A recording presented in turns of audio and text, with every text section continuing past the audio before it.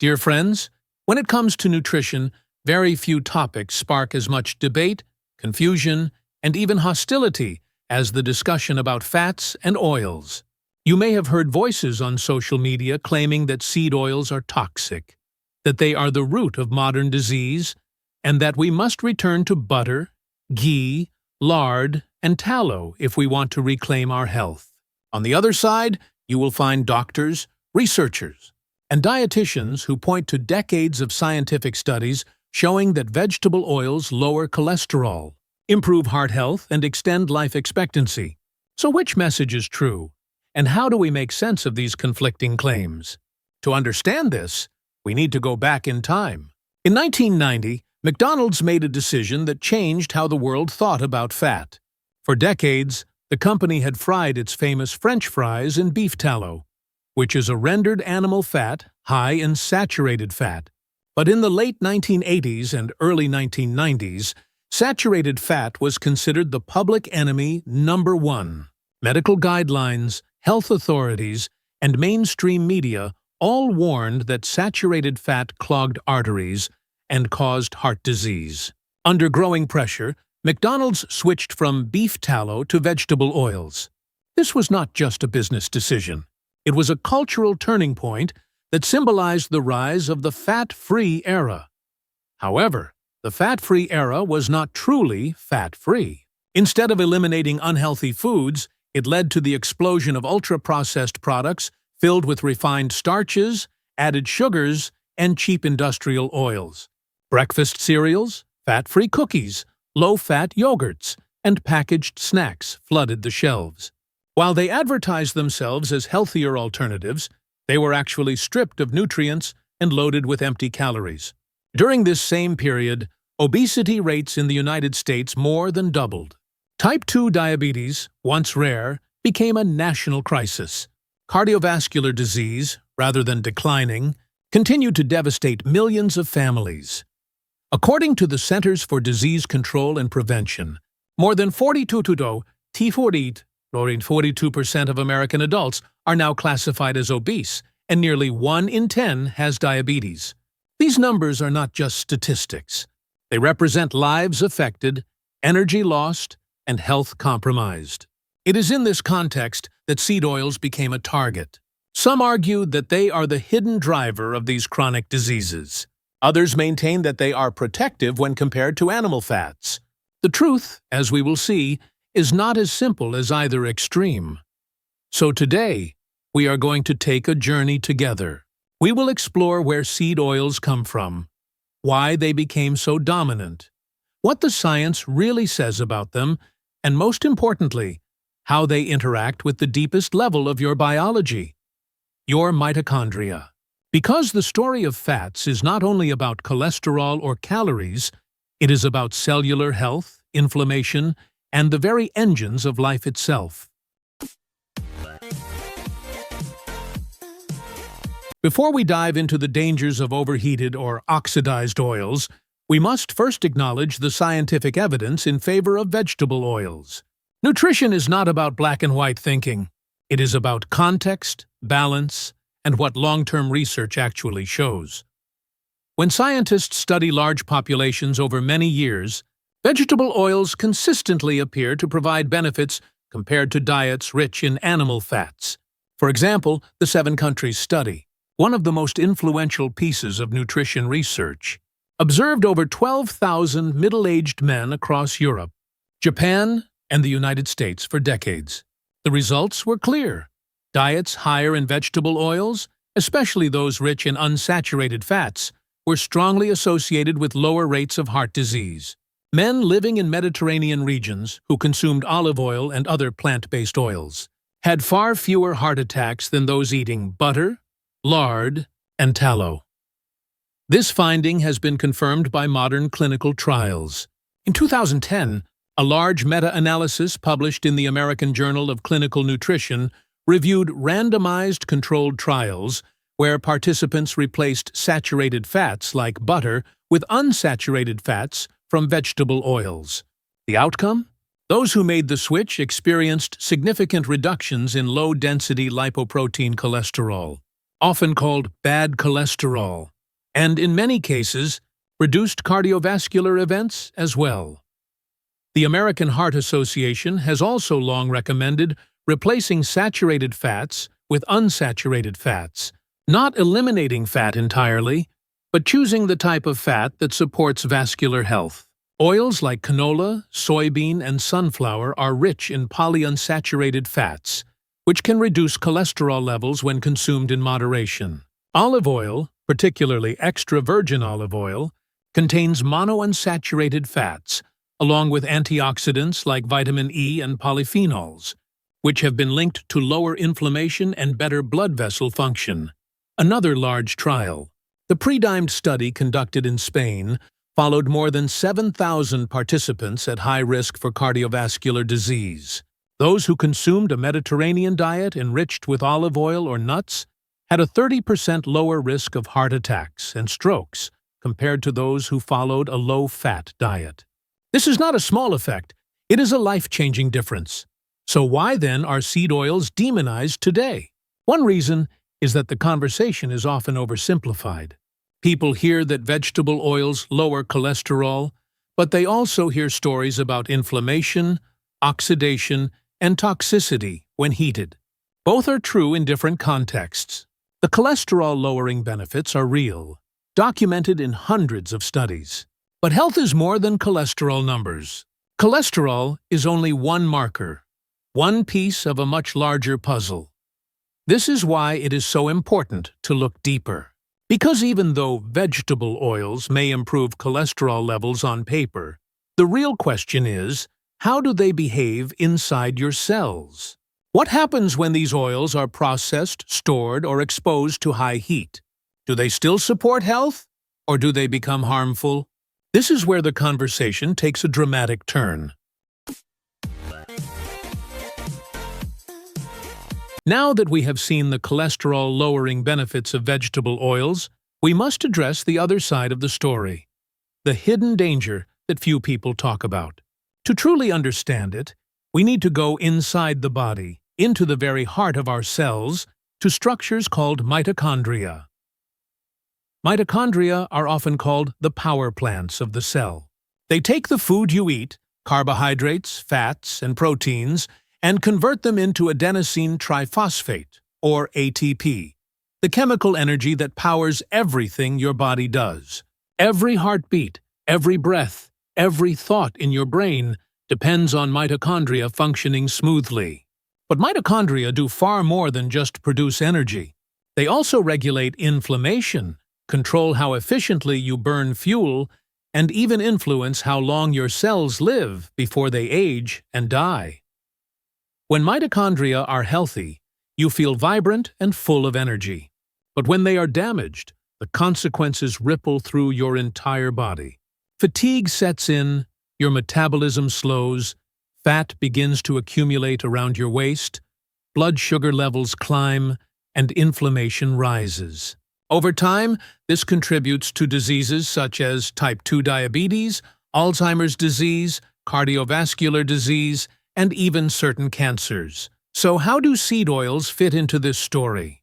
The problem arises not from the oils themselves in their raw form, but from what happens when they are processed, stored, and especially overheated. Many seed oils, such as soybean, corn, sunflower, and safflower oil, are high in a type of fat called linoleic acid, an omega-6 polyunsaturated fatty acid. In small amounts, omega-6 fats are essential for human health. Your body cannot make them, so you must get them from your diet. But modern diets supply far too much omega-6, and almost always in its processed, unstable form. Linoleic acid is chemically fragile. When exposed to high temperatures, such as during deep frying, or when stored for long periods in clear plastic bottles under bright supermarket lights, it oxidizes easily. Oxidation produces harmful byproducts, reactive molecules that attack your proteins, your DNA, and especially your mitochondrial membranes. Once damaged, mitochondria lose efficiency. They cannot generate energy as effectively, and instead they produce excess free radicals, creating a vicious cycle of damage. Scientific studies confirm this. Research published in the Journal of Lipid Research has shown that oxidized linoleic acid metabolites can directly disrupt mitochondrial function and trigger inflammation. Another study in the journal Free Radical Biology and Medicine found that high intake of oxidized seed oils impaired insulin sensitivity and promoted fat accumulation in animal models. These findings help explain why so many people feel brain fog, bloating, or fatigue after consuming fried fast food. It is not simply the calories, it is the way oxidized oils poison the engines of your cells. The average American now consumes more than 80 pounds of vegetable oils every year. Much of it is hidden in fast food, processed snacks, sauces, dressings, and packaged meals. This is not a natural or moderate intake. This is a flood of unstable fats overwhelming the very systems that keep us alive. This is why the debate over seed oils cannot stop at cholesterol. The true concern is what they do at the cellular level, where health or disease truly begins. Friends, sometimes nutrition science can feel abstract. We talk about cholesterol, mitochondria, oxidation, and fatty acids. But what does it actually look like on your plate, in your daily life? The truth is, seed oils are everywhere, and many of us consume them without even realizing it. Let us take a closer look at some everyday foods. Imagine you are starting your morning with a hash brown from a popular fast food chain. On the surface, it looks like a simple potato fried to golden perfection. But the reality is more complicated. Most fast food chains, including McDonald's, fry their potatoes not in natural fats, but in blends of canola oil, soybean oil, and even hydrogenated soybean oil. Hydrogenated oils are created in a factory through a chemical process that makes them more solid and stable on the shelf. But this stability comes at a cost. When partially hydrogenated, these oils contain trans fats, which are among the most harmful substances in the modern food supply. Trans fats raise your low-density lipoprotein cholesterol, the so-called bad cholesterol, while lowering your high-density lipoprotein cholesterol, the protective kind. They also increase inflammation and stiffen your arteries, making them more prone to blockage. This is why the World Health Organization has called for a global elimination of industrial trans fats, estimating that removing them from the food supply could prevent more than 500,000 premature deaths each year worldwide. Even in countries where trans fats have been banned from packaged foods, they still show up in restaurant meals and fried items because of the way oils are processed and reused. Now, let us move to lunch. Perhaps you order fried chicken from a well-known restaurant. Many of these chains cook their chicken in peanut oil. While peanuts themselves are a nutritious legume packed with fiber and protein, peanut oil is something different. It is stripped away from the whole food, leaving a refined fat that is more vulnerable to oxidation when exposed to heat. What was once a balanced, nutrient-rich food becomes an isolated oil that your body metabolizes in a very different way. Or perhaps you are trying to eat healthier, and you choose a salad. On the surface, this looks like a smart choice, but look closely at the salad dressing. Most commercial dressings are made primarily of soybean oil, sunflower oil, or canola oil. The same goes for mayonnaise, store-bought sauces, and marinades. Even so-called health foods like granola bars, veggie burgers, or microwave popcorn often contain seed oils as one of their first ingredients. This is why seed oils are so difficult to avoid. They are not just in fried foods, they are in baked goods, breads, crackers, chips, and packaged snacks. They are cheap, they are stable, and they make foods taste better, so food companies use them everywhere. According to the United States Department of Agriculture, Americans now consume more than 700 calories per day from added fats and oils, most of which come from refined vegetable oils. That means for many people, seed oils account for 20 to 25% of their daily energy intake.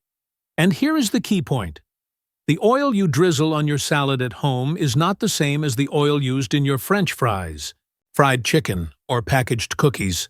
Fresh, cold-pressed oils that are not overheated behave differently in the body than oils repeatedly exposed to high temperatures in industrial kitchens. Unfortunately, the majority of oils we consume come from the latter group, the cheap, reheated, oxidized versions that do the most damage.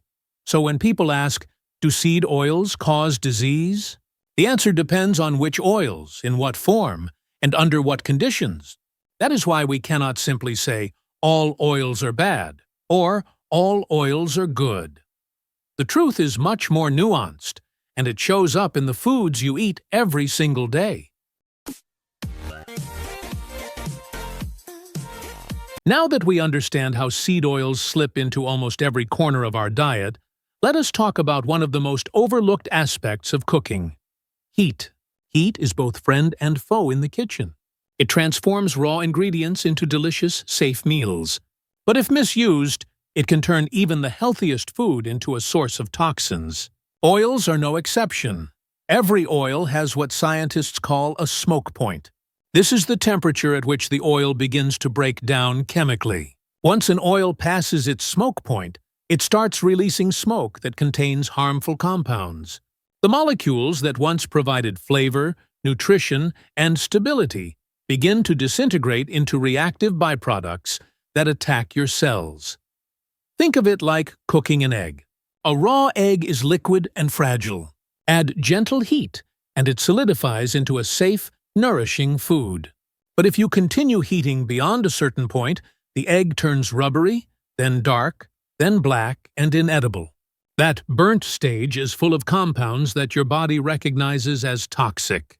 The same transformation happens with oils, only it is invisible until the smoke rises from your pan. For example, butter has a relatively low smoke point, around 300 degrees Fahrenheit, because it contains milk solids that burn easily. This is why butter turns brown quickly in a hot pan. Clarifying butter into ghee by removing those solids raises the smoke point to about 450 degrees Fahrenheit, making it more stable for cooking. Coconut oil ranges between 350 and 400 degrees depending on refinement. Olive oil varies widely. Extra virgin olive oil smokes at about 375 degrees, while refined olive oil can handle up to 465 degrees.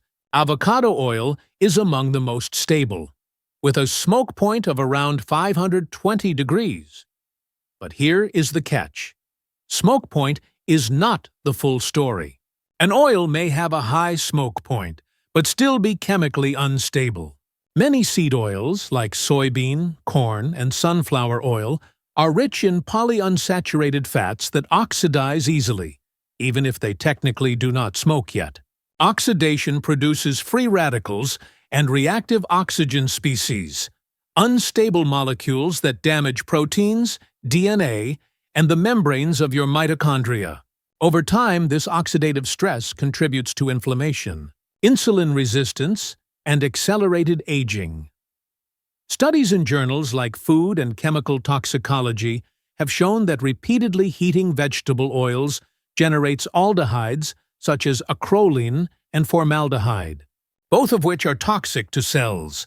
In laboratory settings, these compounds disrupt mitochondrial enzymes and increase oxidative stress markers in tissues. This helps explain why inhaling fumes from overheated oils, something common in poorly ventilated kitchens, has been linked to a higher risk of respiratory diseases and even lung cancer among non-smoking women in Asia. So what does this mean for everyday cooking? It means that knowing your oil's smoke point and respecting its chemical stability is essential. Use oils below their limits. Avoid overheating and never reuse oil for deep frying. Because once oil is pushed past its tolerance, it no longer nourishes. It poisons. Friends, when oils are overheated, stored too long, or reused repeatedly in fryers, they create toxic byproducts, what scientists call mitochondrial toxins. These compounds interfere with the energy-making machinery inside your cells. And when mitochondria are poisoned, your metabolism slows, brain fog appears, blood sugars rise, and the body begins to age faster. The first toxin is acrolein, formed when oils are reused for frying, such as in fast food deep fryers. Studies in toxicology letters show acrolein blocks mitochondrial enzymes that produce ATP, your body's energy fuel. Without ATP, cells lose power, just like a home running on a broken generator. The second is 4-hydroxynonenal, 4-HNE. This unstable compound forms when omega-6 fats, such as linoleic acid, oxidize under heat. Research in the Journal of Biological Chemistry found that 4-HNE binds to mitochondrial proteins, suffocating energy production and triggering cell death. High 4-HNE levels have been linked to Alzheimer's and Parkinson's disease. The third is acrylamide, formed when starchy foods like potatoes are fried above 120 degrees Celsius. Beyond damaging DNA, acrylamide disrupts mitochondrial membranes and triggers programmed cell death. Studies in the International Journal of Cancer associate it with higher cancer risk. The fourth group includes trans fats and oxidized lipids. Even though industrial trans fats were banned in 2018, they still appear when oils are overheated or stored poorly. Trans fats embed in mitochondrial membranes, increasing oxidative stress. Oxidized lipids restrict blood flow and starve mitochondria of oxygen. This explains why people feel sluggish, bloated, or foggy after fried meals. It is not only the calories, it is chemical damage to mitochondria. And because restaurants often reuse oil for hours or days, every French fry or donut can deliver a cocktail of toxins that accelerate aging and chronic disease. If seed oils can be harmful when overheated, it may seem that butter, coconut oil, or tallow are safer choices. These fats are more stable at high heat and resist oxidation. But stability does not mean safety.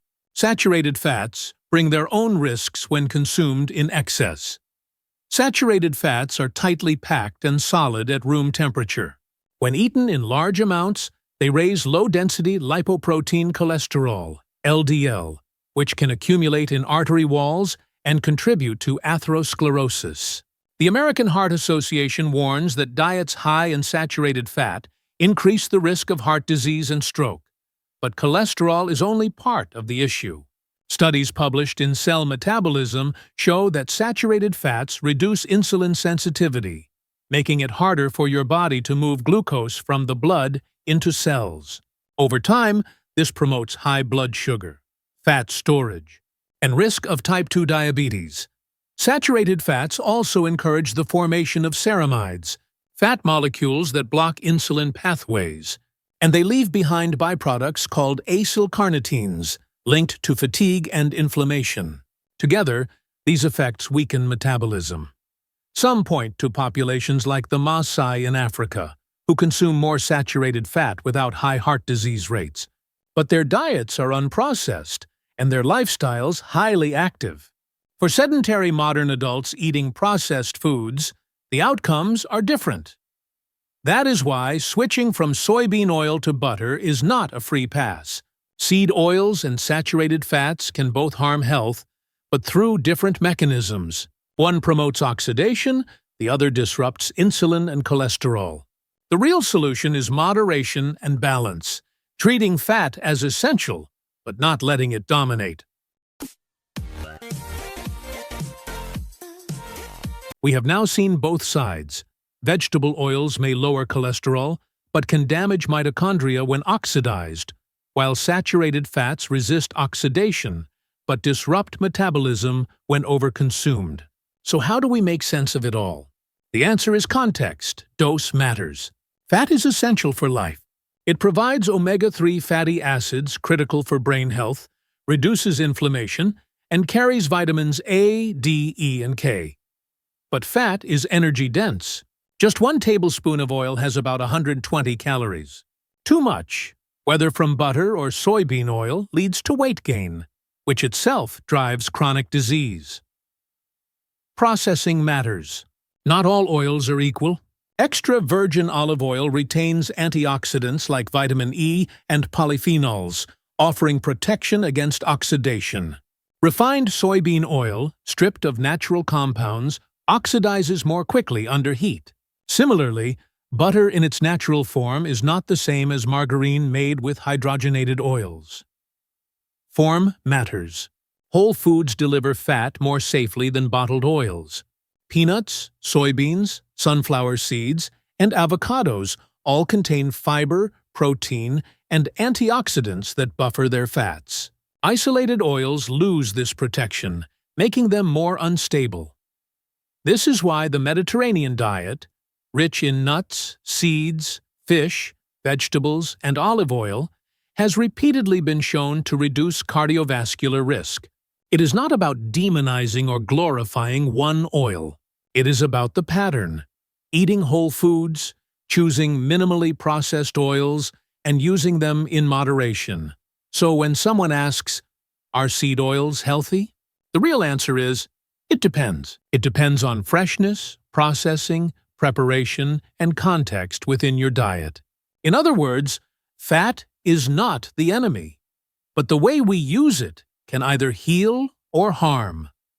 Now that we understand the science, let us make it practical. Because what truly matters is how you cook, shop, and eat every day. Here are 5 clear principles you can follow. First, respect the heat. Do not cook oils beyond their smoke point. Olive oil and butter are best for low or medium heat, while avocado oil or refined coconut oil can handle higher temperatures. Remember, once oil smokes, toxins form. Second, avoid reheated oils. The greatest danger comes from oils reused in deep fryers. Every cycle multiplies harmful compounds like acrolein and aldehydes. If you crave fried food, prepare it fresh at home and never reuse the oil. Third, choose whole foods. Nuts, seeds, avocados, olives, and fatty fish deliver fats naturally packaged with fiber, minerals, and antioxidants. This protects the fats from oxidation and slows absorption. Whole walnuts or flax seeds are far safer than bottled walnut or flax oil that can easily go rancid. Fourth, use oils sparingly. Oils should add flavor, not dominate meals. Try sautéing with broth, roasting with a light brush of oil, or using a teaspoon of olive oil as dressing instead of drowning salads. Even healthy oils are calorie-dense. Fifth, balance your fats. Modern diets are overloaded with omega-6 fatty acids but lack omega-3s. Bring balance back by including salmon, sardines, chia seeds, and walnuts, while cutting down on fast food and processed snacks. These steps are not about fearing fat, but about respecting it. Fat is a vital nutrient when used wisely, but a slow poison when abused. The way you use it makes the difference between energy and fatigue, healing and harm. Dear friends, we have explored a full story, from the history of McDonald's changing its oils, to the rise of processed foods, to the science of oxidation, mitochondria, and cholesterol.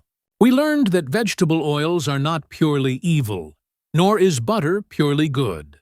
Each has benefits and risks, and the truth depends on how they are used. Fat is not the villain some claim.